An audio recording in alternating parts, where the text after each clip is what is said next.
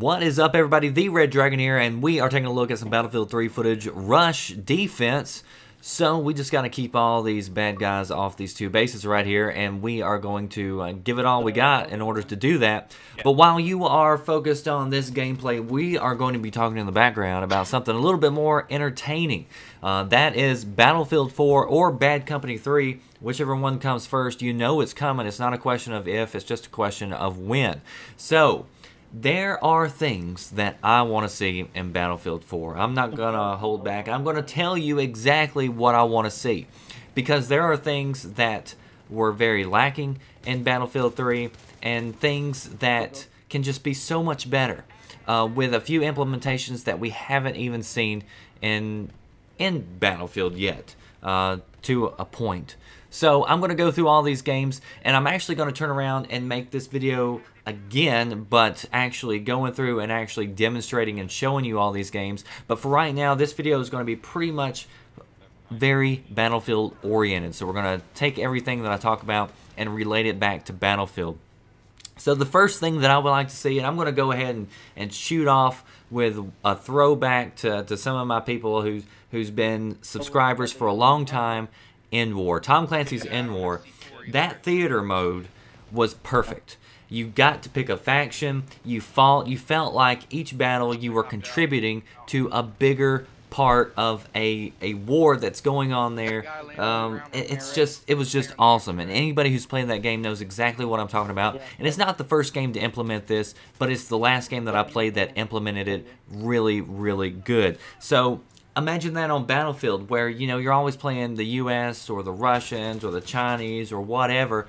Let's say whenever people start up an account, you sign up and you are enlisted with the US or the Russians or whoever, and then you've got this battle map, and that you're playing like the desert maps on one day, then you're playing the snow maps the next day, and this is contributing to a bigger overall war, and factions are fighting it out and duking it out every day. That gets people interested in coming back and logging back in every single day to figure out what's happened in the game. It's a perfect example. Theater of War should be implemented in Battlefield 4 or Bad Company 3.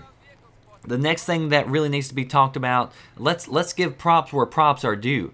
Now, I first saw this on Halo, but Call of Duty really nailed it home with Black Ops and the theater mode. I love that theater mode. We've been talking about it forever when Bad Company, or about Bad Company, or Battlefield games in general, that it needs a theater mode. And I'm talking about consoles here, and Battlefield 3 players on PC also need a spectator mode or whatever, so that they can have tournaments and run all these. And I mean, the whole point of somebody coming up with a theater mode was somebody sat around and said, you know what, I have some freaking awesome moments in gaming that I would love to share with other people, with my friends, with whoever, with strangers. And so, I mean, the perfect game that has so many awesome moments that need to be shared is Battlefield. And commentators like myself would love a theater mode. It'd make our lives a whole lot easier, and you could just show so much more.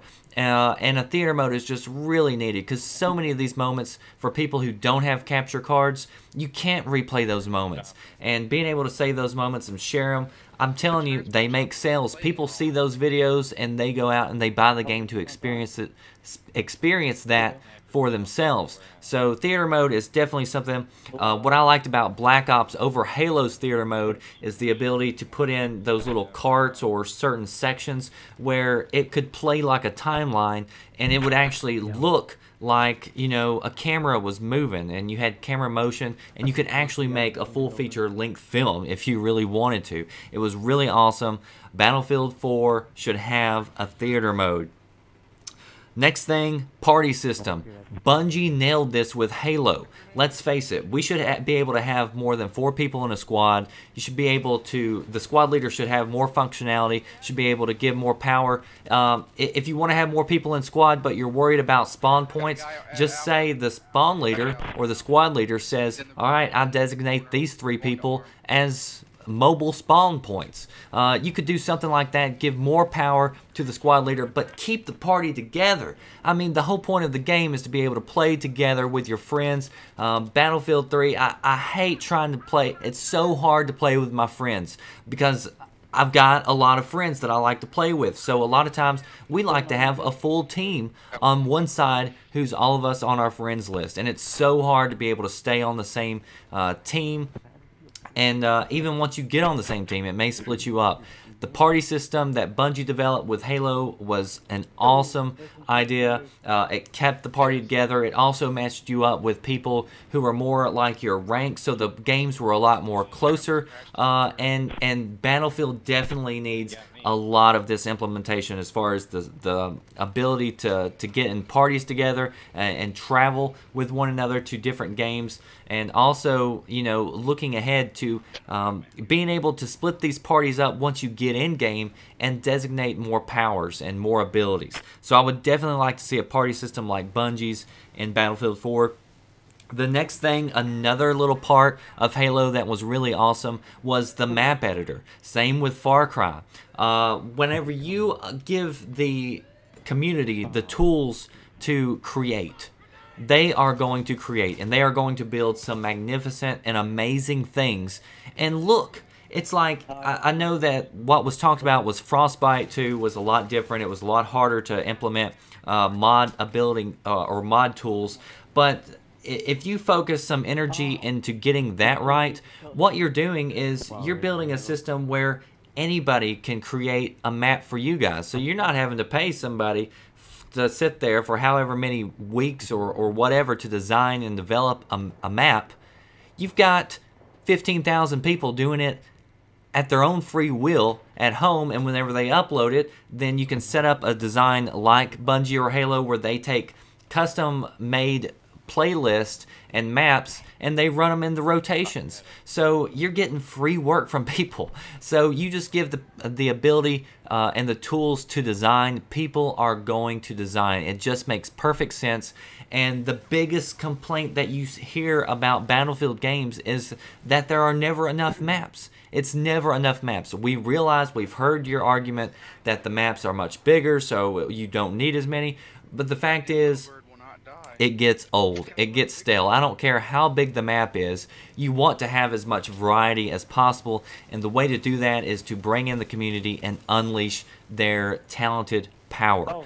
Games, again, like Far Cry and Halo do this perfectly, and they should be an example for Battlefield 4. And then finally, the last thing that I would address if I could only pick 5 would definitely be customization. We've got to have more customization whenever it comes to our characters and weapons and things like that. Now, Battlefield 3 definitely did a whole lot better job, but let's face it, you've got these beautiful graphics and you've got different sceneries and things like that, but all the characters basically still look alike. You run into an enemy sniper who looks just like you, or an engineer, or whatever, and it's like, you know, if you've got all these, you should definitely be able to dress up your character or do different things with them. Now, Gotham City Imposters did an amazing job with customizations.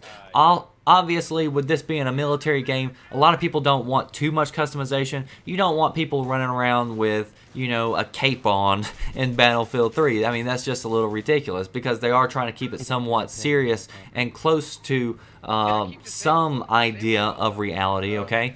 But to be able to customize just your facial features or your face or put on some paint or whatever else, that would be something that would be easy to implement, I would think, in Battlefield 3 and allow players to be able to do that, to show off some form of personality. And the dog tags do a certain degree of that, but definitely in-game, the way you look and what you see when you're playing the field, that makes a big difference. And so I would definitely like to see some more customizations as far as the weapons go and everything. And in Battlefield 4, I want to see more of it. I want to be able to get more unique, but again, everything has to be completely fair.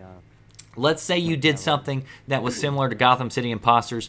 They have it set up to where say you are playing, you want double XP. You know, they always do these double XP weekends on Call of Duty. You can pay like 50 cents and get double XP for an hour, or you can pay $1 and get double XP for like your squad or your team or whatever. So if they did something like that in Battlefield and they allowed you to buy, like, say, certain weapons, I don't have a problem with that per se, unless they make it unfair where ordinary people who don't want to pay can't ever get it. You should never put something in a game that's unavailable to others. The playing field should always be level, so you shouldn't ever put a high-powered gun in a game that makes it totally, you know, unfair for everybody else who doesn't have it. But at the same time, people who want to pay a premium price and get something early, whatever, they're already doing that. They did it with Bad Company 2, whenever they allowed you to unlock everything at one time for paying a price, and they're going to do it in the future. I just hope that they keep it fair and make it so that people who just play normally, like me, who don't care to pay extra, you know, to get advantages for a short period of time, I want to eventually still be able to work towards getting that through an unlock, through experience, or whatever. So that does it. 5 tips I have for Battlefield 4 to be amazing. Theater of War like Endwar, let us pick a faction. Theater mode like Black Ops. Party system like Bungie. Map editor like Far Cry or Halo.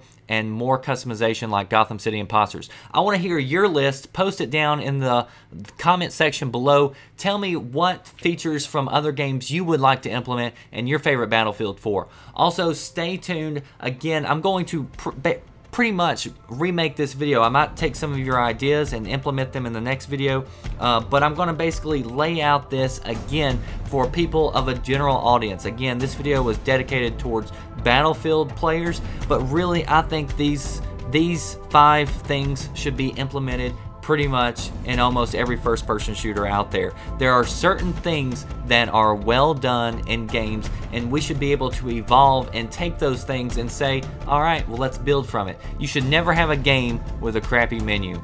That does it for this video. If you liked, please like, comment, and subscribe. I will see you next time. Thanks for watching.